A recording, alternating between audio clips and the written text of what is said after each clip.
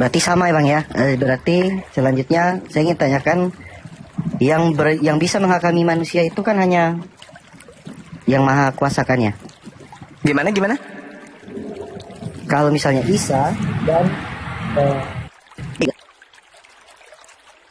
yang sama, ketahui bahwa pada akhir zaman nanti yang dapat menghakimi manusia adalah yang sang maha kuasa. Siapa maha kuasa? Nah, oleh karena itu di Al-Quran sendiri tertulis bahwa Isa Al-Masih akan menjadi saksi. Ini oleh manusia dalam hakiman. Ya nggak Bang? Kecil suaranya, Bang. Besarin sedikit. Jaringannya kali ya? Sepertinya jaringannya Bang, sorry. Enggak, besarin suaramu sedikit. Jadi kan kalau di Al-Quran sendiri kan ada ayat yang tertulis juga bahwa pada akhir zaman Isa Al-Masih akan menjadi saksi dalam penghakiman. Iya nggak Bang? Iya betul. Apakah ketika dia menjadi saksi bukan berarti dia menjadi satu-satunya penyelamat ya Bang? Gini, Nabi Isa alaihissalam itu datang kemudian menjadi saksi, bahkan menjadi hakim kepada orang-orang yang menjadi pengikutnya dan orang-orang nyamar-nyamar dari menjadi pengikutnya. Polanya kemudian dalam Al-Quran, dalam surah An-Nisa ayat 159, di situ diterangkan bahwa tidak ada satupun wa min ahlal kitab illa la yu'minan nabihi. Tak ada seorang pun dari ahli kitab kecuali beriman kepada Nabi Isa alaihissalam. Itu satu. Nah, lalu setelah dia datang untuk Bani Israel, ada sekelompok manusia yang menyembah dia. Maka nanti akan dihakimi Yesus ini oleh Allah. Nabi Isa ini akan dihakimi. Wa iskalallahu ya Isa bin Maryam, a anta qulta linnas tahizuni. Wahai Nabi Isa, apakah engkau yang mengajarkan mereka, orang-orang Kristen, untuk menjadikan dirimu sebagai sembahan selain daripada aku? Dia dihakimi oleh Allah. Kemudian Nabi Isa mengatakan, qala subhanaka ma yakunu li an aqula ma laysa li bihaqq. Maha suci engkau ya Allah, aku tidak punya hak untuk mengatakan apa yang bukan hakku untuk aku katakan. Ma qultu lahum illa ma amartani bi. Sesungguhnya apa yang aku sampaikan kepada mereka hanyalah ani abudullah rabbi wa rabbakum, sembahlah Allah Tuhanku dan Tuhanmu. Hanya itu yang aku sampaikan kepada mereka. Aku menjadi saksi kepada mereka selama saya masih ada sama mereka. Tapi ketika aku kau selamatkan ke langit, engkaulah yang menjadi saksi terhadap mereka. Itu kata Nabi Isa. Berarti dia akan dihakimi. Adapun Isa datang nantinya untuk membersihkan namanya. Makanya dikatakan mematahkan salib itu artinya apa? Mematahkan pandangan, iman, kepercayaan, keyakinan penumpang gelap akan dirinya yang disalib. Maka dia datang untuk mematahkan anggapan penyaliban itu. Itu tujuan dia datang. Kenapa dia datang untuk yang kedua kalinya? Sebab ada terdakwa, makanya dia jadi hakim. Dia menghakimi yang terdakwa. Yang terdakwa siapa? Kalian Kristen. Siapa yang memerintahkan kalian menuhankan dia? Oknum yang datang kepada Bani Israel lahir tanpa ayah ini. Ada yang mengajarkan. Yesus tidak. Isa tidak. Elohim tidak. Allah pun tidak. Lalu yang mengajarkan Anda kemudian menyembah Yesus siapa? Nabi palsu. Pengajar palsu. Mesias palsu. Dajjal yang mengajarkan Anda untuk menyembah kepada Yesus. Itu dia datang. Coba baca dalam Yohanes 12:48. Barang siapa yang menolak aku, dia sudah ada hakimnya. Yaitu perkataan yang pernah aku katakan di tengah-tengah mereka. Perkataan itulah yang kelak akan menjadi hakimnya di akhir zaman. Nah, perkataan Yesus nanti akan menjadi tolak ukur penghakimannya kepada kalian. Makanya dalam Matius 7:15-23, enyahlah daripada aku kalian semua adalah pembuat kejahatan. Aku tak mengenal kalian. Siapa ini? Yang memanggil Yesus Tuhan. Yang bernubuat pakai nama Yesus, mengusir setan pakai nama Yesus, bermujizat pakai nama Yesus. Itulah kalian. Maka Nabi Isa alaihissalam datang menghakimi orang-orang, membersihkan orang-orang yang mengatasnamakan dirinya Kristen dan menjadikan salib itu sebagai simbol keselamatan. Padahal tadi kita bahas, siapa yang terkutuk di atas tiang salib? Orang yang makan suap, orang yang dikutuk, orang fasik, pengkhianat. Apakah itu Yesus? Bukan. Bukan. Makanya dalam Al-Quran, Nabi Isa alaihissalam itu diselamatkan oleh Allah. Diangkat oleh Allah ke langit. Diselamatkan dari orang-orang kafir. Itu di dalam Al-Quran.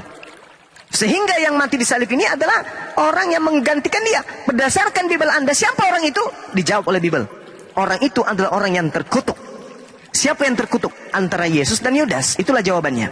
Kalau yang terkutuk itu adalah Yesus, berarti Al-Quran salah. Tapi kalau yang terkutuk itu adalah Yudas, berarti Al-Quran benar. Nah, sekarang faktanya apa? Yang terkutuk antara Yesus dan Yudas, Kristen yang benar. Yang penting Kristennya jujur. Kalau Anda mengatakan yang terkutuk itu adalah Yesus, gugur Al-Quran. Tapi pertanggungjawabannya adalah, apa alasan Anda mengatakan Yesus terkutuk? Beberkan ke kami. Biar Al-Quran gugur. Coba, ada yang bisa menjawab? Yesus terkutuk karena pernah merampok, pernah mencuri, pernah memperkosa, pernah membunuh. Mana dalilnya? Tak ada dalilnya. Lalu tuduhan kalian bahwa dia terkutuk itu apa alasannya? Kami ingin supaya dosa kami. Wah, itu akal-akalan orang pagan, orang Roma Yunani yang mau melanggengkan pengajaran penyembahan kepada dewa Molok. Hanya dewa Molok yang meminta darah untuk menebus kesalahan-kesalahan hamba-hambanya. Itu dewa Molok. Kalau Elohim tidak pernah minta darah, tumbal dari darah manusia. Tidak pernah. Nah, sekarang tunjukkan dalilnya. Ini tugas seorang Kristen nih, untuk menggugurkan Al-Quran. Bahwa bukan Nabi Isa yang disalibkan. Bukan Yesus yang disalibkan. Itu kata Al-Quran. Kalau kata kalian adalah Yesus, tolong kasih dalil. Apa alasannya harus Yesus? Kenapa kalian dengan iblis sama-sama? Menurut iblis, Yesus harus disalibkan. Menurut Kristen, Yesus harus disalibkan. Yang punya kepentingan di sini iblis. Anda hanya membantu iblis atas kepentingannya. Tapi kalau Anda mengatakan saya keliru, saya memfitnah, tolong tunjukkan. Apa item-item dosa yang Yesus lakukan sehingga dia layak menjadi tumbal di atas tiang salib untuk dosa-dosa orang pendosa kayak kalian. Silakan.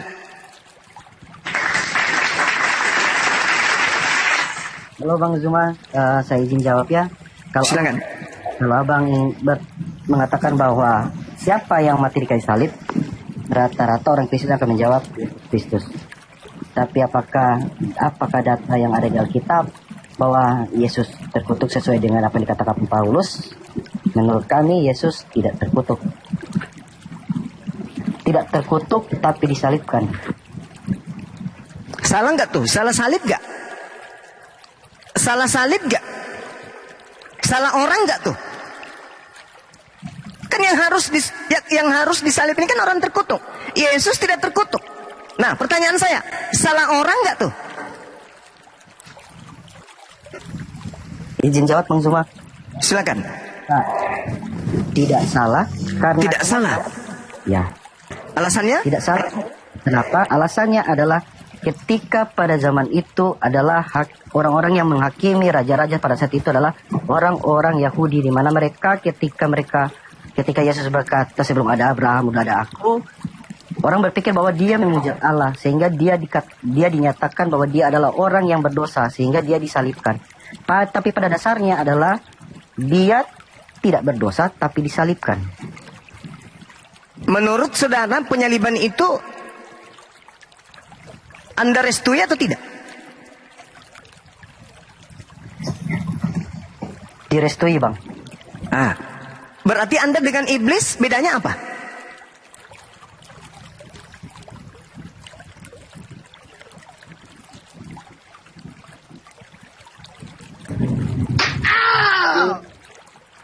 Iblis mau Yesus disalibkan. Anda mau Yesus disalibkan. Bedanya Anda dengan iblis apa? Bedanya adalah iblis ingin membunuh untuk kesenangannya. Sedangkan kami butuh untuk penebusan dosa. Kenapa? Karena pada zaman dahulu orang-orang untuk menebus dosa harus ada yang ya. Berarti keinginan iblis tercapai, keinginan Anda juga tercapai. Betul?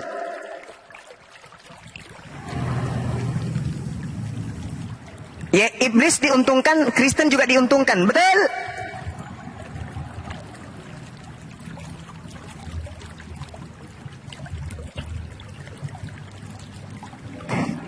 Betul, Bang. Iblis untuk menyenangkan hatinya, Kristen untuk ditebus dosanya. Terjadi penyaliban, iblis diuntungkan, Kristen juga diuntungkan. Betul? Maka benarlah kata Al-Quran. Lagi-lagi iman umat Islam yang nyima ini akan semakin kuat. Wa kanal kafiru ala rabbihi zahira. Adalah orang-orang kafir penolong-penolong iblis untuk durhaka kepada Tuhan. Kalau iblis menginginkan pembunuhan terhadap Yesus, lalu Yesus dibunuh, selesai perkara. Tapi iblis tidak berhenti sampai di situ. Iblis menginginkan usahanya tidak sia-sia. Kalau Anda tadi sudah mengatakan ingin menyenangkan iblis sampai dia menyalibkan Yesus, bahkan tidak sampai di situ. Kenapa? Sumpah iblis akan menyesatkan orang sampai kiamat. Setelah dia berhasil membunuh oknum yang terkutuk ini, apakah iblis diam? Tidak. Iblis akan berusaha supaya kerja matinya ini, kerja kerasnya ini diimani sebagai tumbal untuk menebus dosa. Siapa yang terperangkap? Siapa yang terperangkap? Islam atau Kristen? Siapa yang mengaminkan pekerjaan iblis? Siapa yang mengikuti kesenangan iblis? Islam atau Kristen?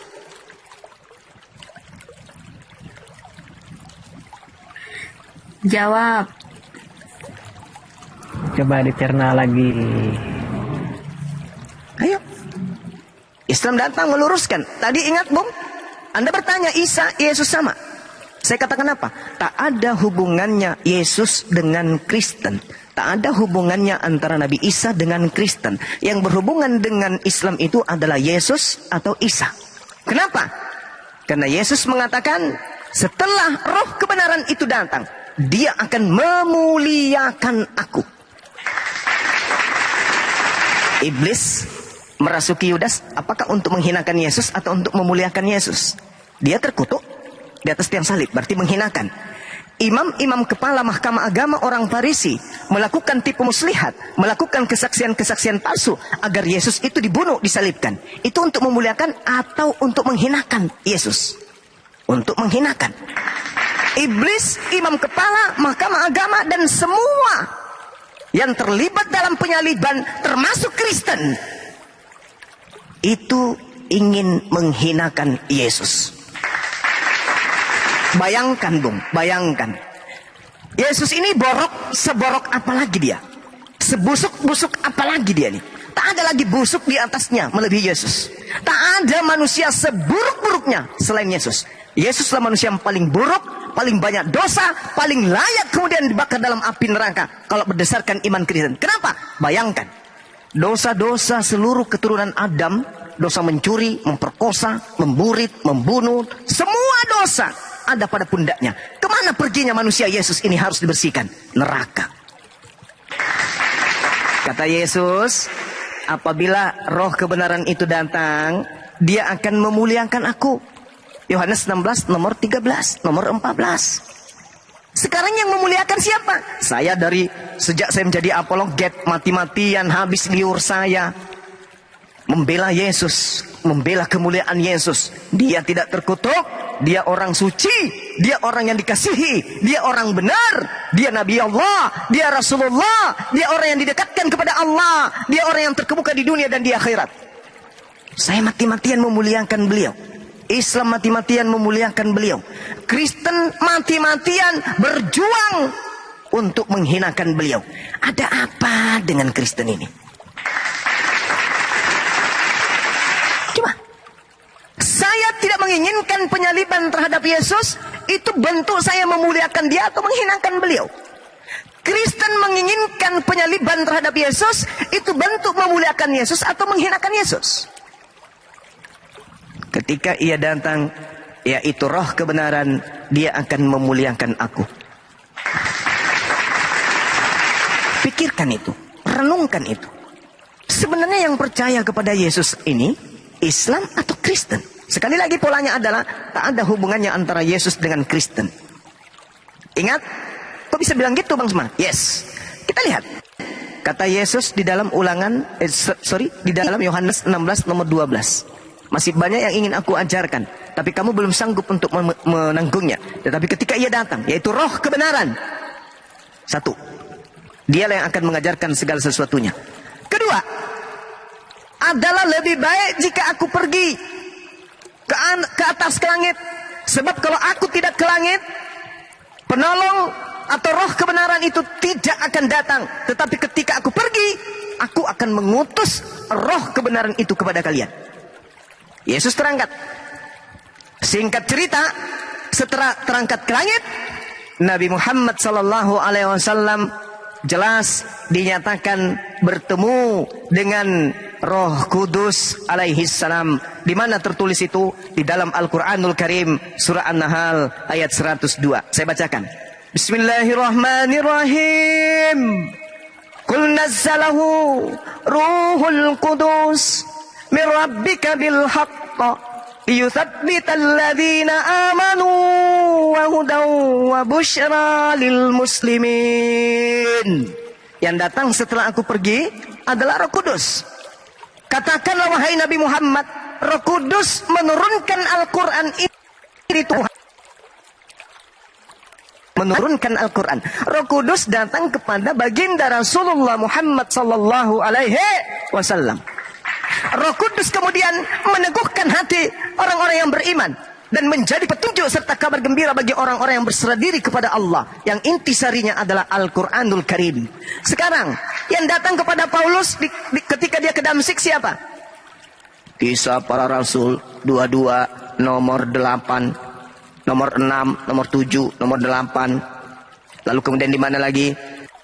Kisah Para Rasul 9 nomor 6, Kisah Para Rasul 22 nomor 8. Siapakah engkau?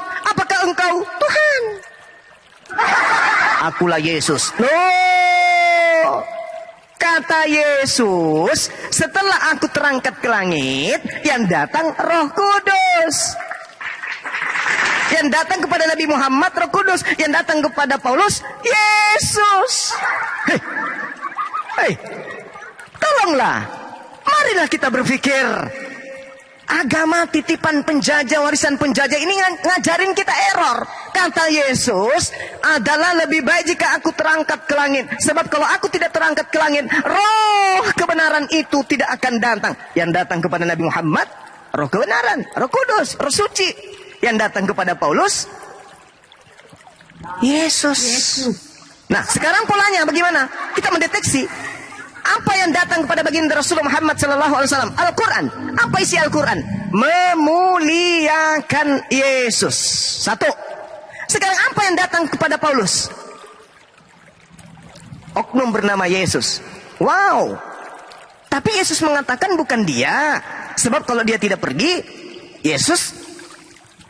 kalau dia tidak pergi, roh kebenaran itu tidak datang. Harus pergi dia supaya Roh Kudus itu, roh kebenaran itu datang. Kalau ternyata yang datang ini Yesus juga, ngapain dia pergi Cahayu? Ngapain dia terangkat ke langit? Habis itu dia turun lagi. Kerjaan. Kan dia mengatakan aku harus pergi. Sebab kalau aku tidak pergi, roh kebenaran itu tidak datang. Ternyata dia juga yang datang. Berarti Paulus yang datang pada dirinya bukan Yesus, tapi roh jahat. Apa buktinya roh jahat? Matius 12 nomor 22.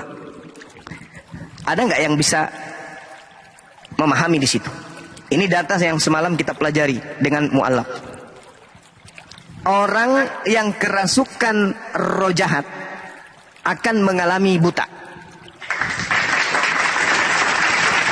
Paulus setelah mendengarkan jawaban dari roh itu, akulah Yesus yang kau aniaya. Matanya buta atau tidak? Seketika buta tidak Paulus? Buta. Di mana tertulis? Kisah Para Rasul. Apa ya? 9:22 nomor 9. Buta, kata Yesus. Tanda-tanda orang kerasukan roh jahat, buta matanya. Paulus buta. Berarti roh kebenarannya datang kepada Nabi Muhammad, roh jahatnya datang kepada Paulus.